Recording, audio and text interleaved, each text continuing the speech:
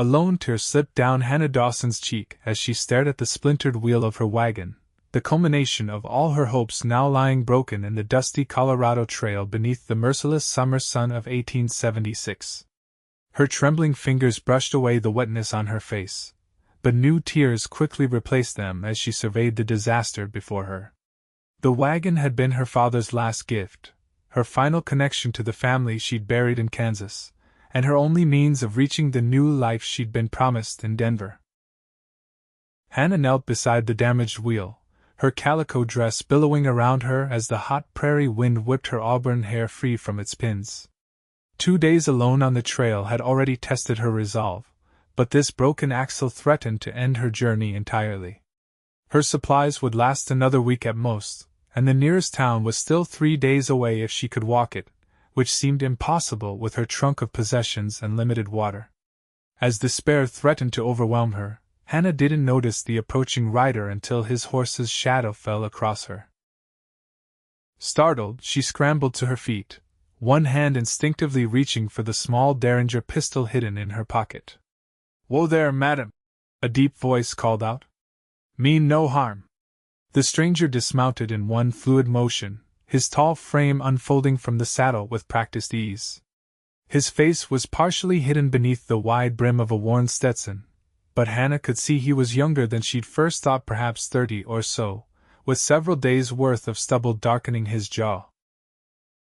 His clothes were trail-worn but well-kept, a faded blue shirt, leather vest, and denim pants tucked into scuffed boots.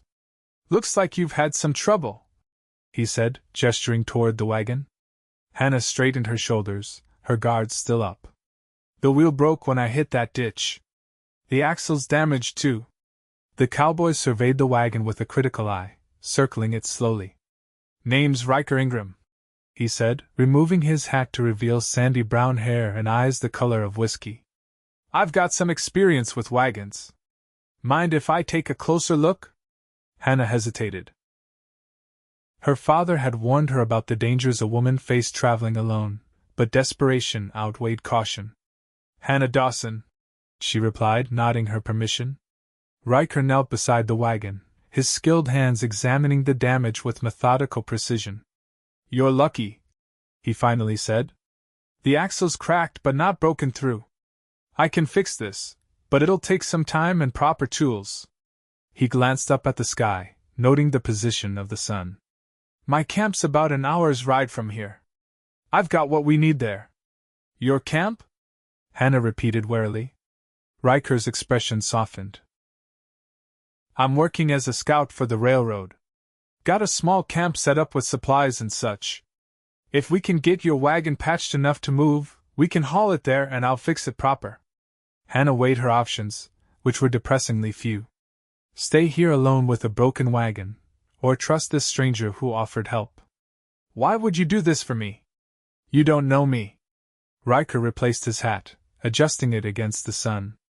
"Madam, out here, folks help each other. It's how we survive."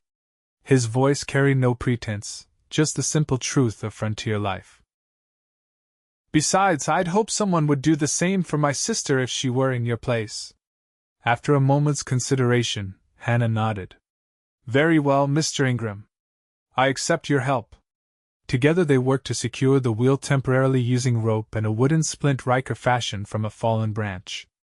Hannah proved herself handy, following his instructions without complaint despite the blistering heat. As they worked, she revealed bits of her story: how she'd lost her parents to fever the previous winter, how she was traveling to Denver to take a position as a schoolteacher arranged by her father's old friend. "Teaching, huh?" Ryker said as he tightened the final knot. "Good profession. Stable.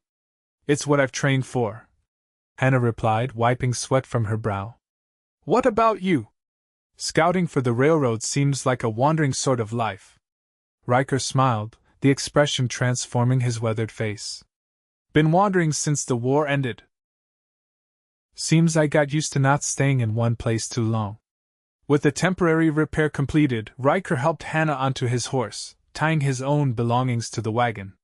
He would walk alongside, leading both horse and wagon to ensure the makeshift repair held. The journey to Ryker's camp took longer than expected, the wagon creaking dangerously with each bump in the trail. By the time they arrived, the sun was low on the horizon, casting long shadows across the small clearing where Ryker had established his camp. It was a simple setup: a lean-to shelter, a stone-ringed fire pit, and a small corral where a second horse grazed. Several wooden crates were stacked neatly beneath a canvas tarp, and Hannah could see the tools of his trade: maps, surveying equipment, and a rifle propped carefully against a tree. "It's not much," Ryker said, helping her down from his horse, "but it's home for now." Hannah surveyed the camp with appreciation. "It looks perfectly practical to me." While Ryker tended to the horses, Hannah insisted on making herself useful, gathering firewood and starting a fire. By the time twilight settled over the prairie, they had a stew bubbling over the flames, made from Hannah's potatoes and Ryker's dried beef. As they ate, Hannah studied her unlikely rescuer across the flickering firelight. His hands were callous but gentle, his mannerisms respectful yet relaxed. Despite her initial wariness, she found herself oddly comfortable in his presence. "How long will the repairs take?" she asked, setting aside her empty bowl. "A proper job?" Ryker considered. 2, maybe 3 days. I need to replace that cracked axle entirely. Got some seasoned oak I've been saving that should do the trick. Hannah's heart sank. 3 days would delay her arrival in Denver, possibly jeopardizing her position. "I'm expected in Denver by next week." "We'll get you there," Ryker assured her. "Once your wagon's fixed, I can escort you part of the way. The trail gets rougher ahead, and there have been reports of bandits near the pass." Hannah wanted to protest that she could manage alone, but prudence prevailed. "That's very kind, Mr. Ingram." "Ryker," he corrected with a small smile. "Out here, formalities seem a waste of breath." "Ryker," she agreed, her own lips curving upward. That night, Hannah slept in her wagon while Ryker took his bedroll beneath the stars.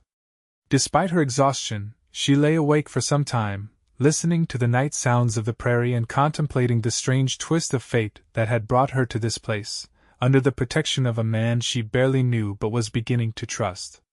Morning arrived with a crimson streak across the eastern sky. Hannah awoke to find Ryker already at work, the damaged wheel removed and the wagon securely propped on sturdy logs. He had stripped to his shirt sleeves in the early heat, his forearms tanned and muscular as he worked a saw through a length of oak. "You're an early riser," she commented, approaching with a tin cup of coffee she'd brewed over the rekindled fire. Ryker accepted the coffee gratefully. "Best time of day out here. Before the heat settles in." He took a sip, nodding appreciatively. "Strong brew. I like that."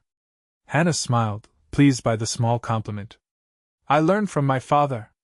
He said weak coffee was an insult to the beans that gave their lives for it." Ryker laughed, a rich sound that warmed Hannah more than the coffee had. "Smart man, your father." As the day progressed, Hannah watched Ryker work, impressed by his skillful hands and methodical approach. He explained each step of the repair, treating her not as a helpless woman but as a partner in the process. She handed him tools, held pieces in place, and learned more about wagon construction than she'd ever expected to know. During breaks, they shared stories. Ryker told her about growing up in Tennessee, fighting for the Union despite his southern roots, and his years after the war working as a ranch hand, a buffalo hunter, and eventually a scout. Hannah spoke of her childhood in Ohio, her family's move to Kansas for her father's health, and her dreams of establishing her own school someday. By evening, the new axle was taking shape, but much work remained. As they prepared dinner together, their movements around the campfire had developed an easy rhythm, as if they'd been sharing meals for years rather than a single day. "My contract with the railroad ends in 2 months," Ryker mentioned as they ate. "Been thinking it might be time to settle somewhere." Hannah glanced up, curious. "Where would you go?" Ryker shrugged, poking at the fire with a stick. "Not sure yet. Maybe Colorado. The mountains have a way of making a man feel both small and significant at the same time." "That's quite poetic for a scout," Hannah teased gently. Don't let the trail dust fool you, Miss Dawson. I can read and write with the best of them. Even had a year of college before the war came calling. Hannah's eyebrows rose in surprise. What did you study? Engineering, he replied with a self-deprecating smile. Ironic that I'm now helping to chart the course for the very machines that fascinated me as a boy. Their conversation continued long after the meal was finished, the fire burning low as they shared thoughts on books they'd read, places they'd seen, and dreams they still harbored. When Hannah finally retired to her wagon, she found herself lingering at the steps, reluctant to end the evening. "Good night, Ryker," she said softly. "Thank you again for your help." He tipped his hat, his eyes reflecting the dying embers. "Sleep well, Hannah." The second day of repairs brought unexpected challenges. Mid-morning, a summer storm rolled in from the west, forcing them to quickly cover the wagon and tools before taking shelter in Ryker's lean-to. They sat side by side, watching lightning flash across the darkened sky as rain hammered the canvas above them. "This might delay us a bit," Ryker said, his shoulder warm against hers in the small space. Hannah was acutely aware of their proximity, of the clean scent of his soap mingling with the earthy smell of rain. "I'm not as concerned about the delay as I was yesterday," she admitted. Ryker turned to look at her, their faces closer than they'd been before.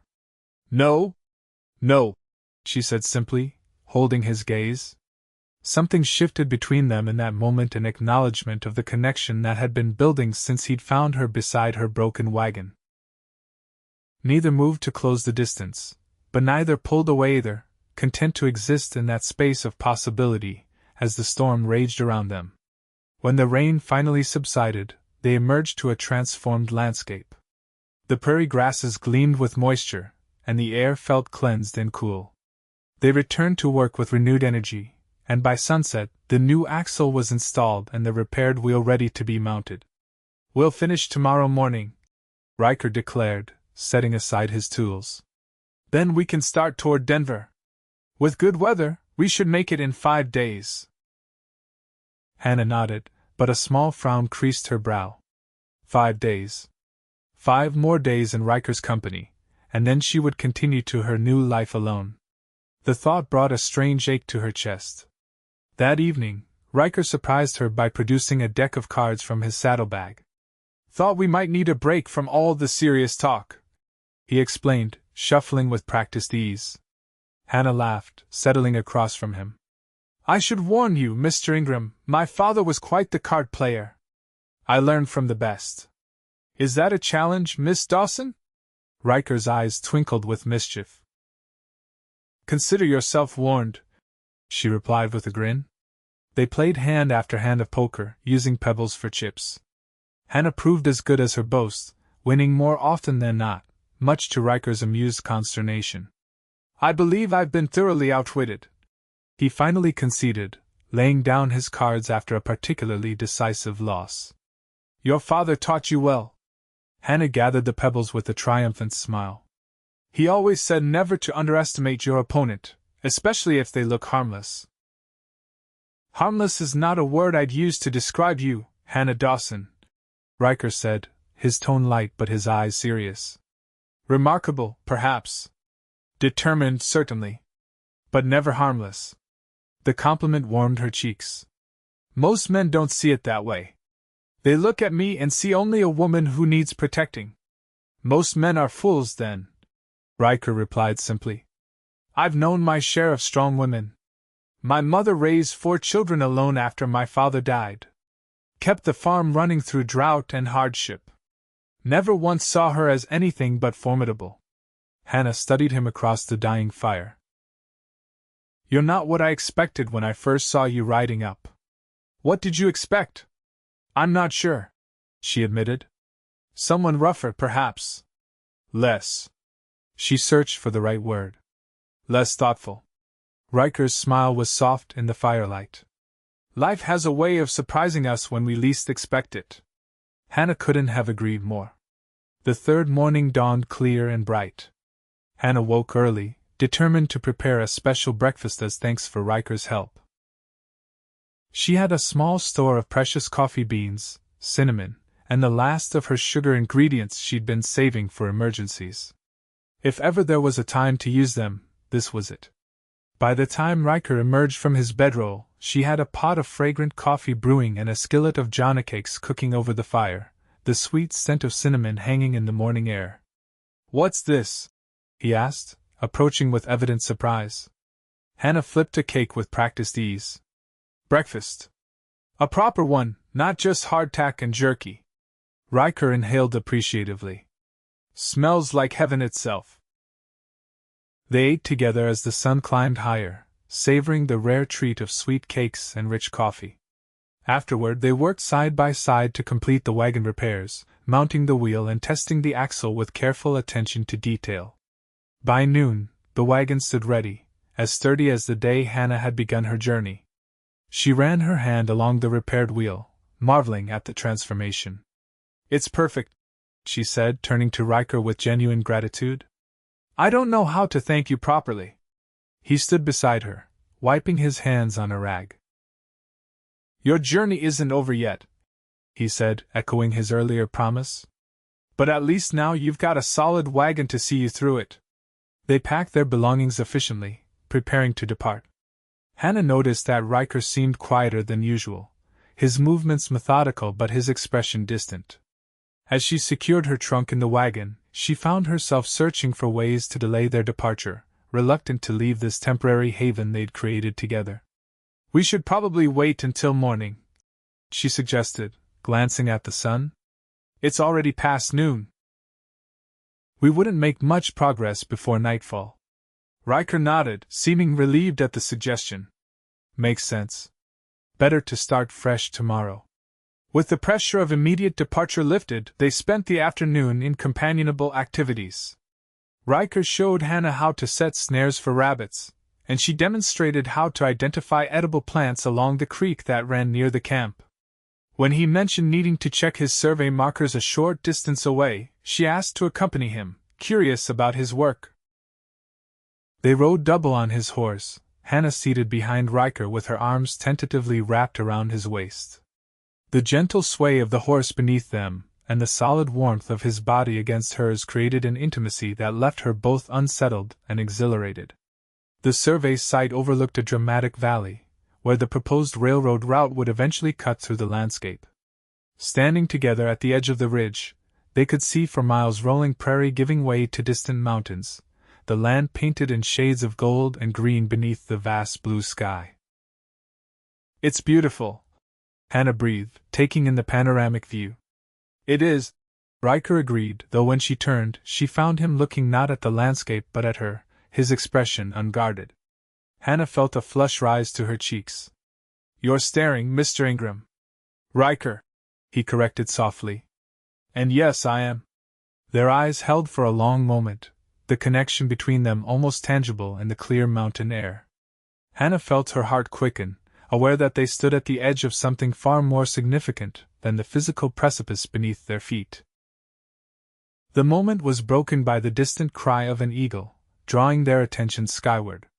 The magnificent bird soared above them, riding thermals with effortless grace.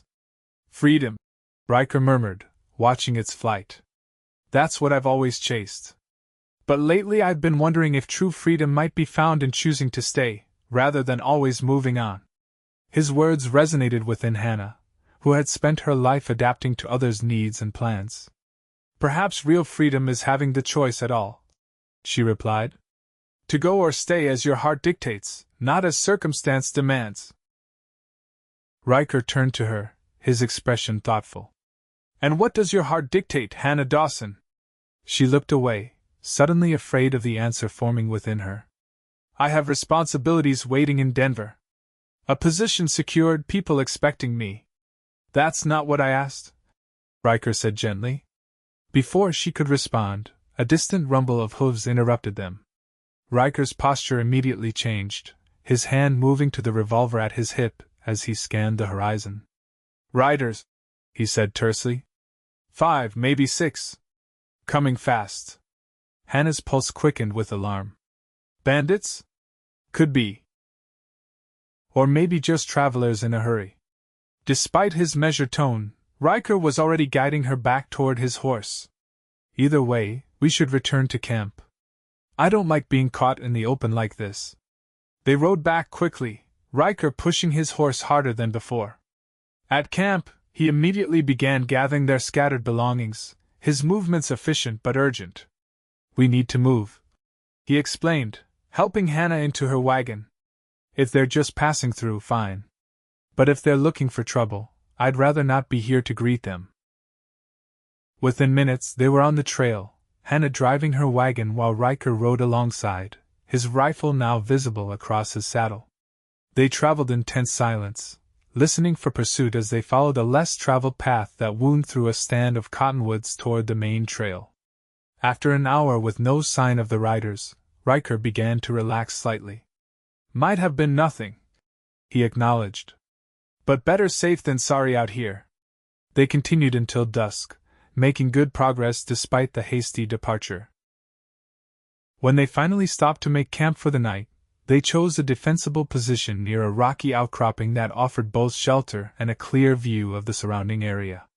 As they prepared a cold supper, unwilling to risk a fire that might attract attention, Hannah noticed Ryker frequently scanning their back trail, his expression guarded.